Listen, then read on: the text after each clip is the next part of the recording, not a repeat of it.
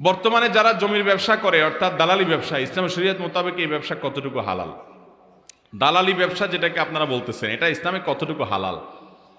যদি দালালি ব্যবসাটা এরকম হয় যে আপনি নিজে থেকে জমি খোঁজ করলেন, আরেকজনকে সন্ধান দিলেন, কাগজপত্র চেক টেক করে দিলেন, তাহলে সেক্ষেত্রে তিনি খুশি হয়ে কিছু দিলেন, এটা আপনার জন্য জায়েজ।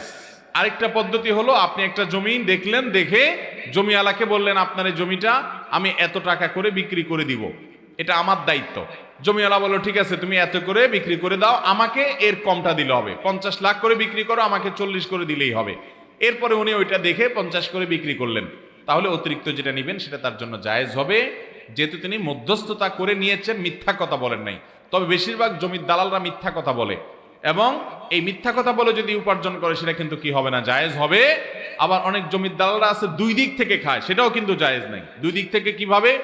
যিনি ক্রেতা তাকে বলে ভাই এটা আপনার জন্য আমি নিয়ে দিচ্ছি, আমি নিতে 50 লাখ দিয়ে নেব, আমাকে আপনি 5 লাখ করে বাড়াই দিয়েন, আমি লাভ যেহেতু করব না, তো তার কাছ থেকে 5 লাখ খায়। এদিকে জমিওয়ালারে বলে কি যে আমি এটা 40 লাখ করে বিক্রি করব, 50 লাখ করে বিক্রি করব, আপনি 40 পাবেন, আমাকে 10 লাভ দিবেন। তো দুই দিক থেকে লাভ খায়, এটা কি হবে না, জায়েজ হবে না।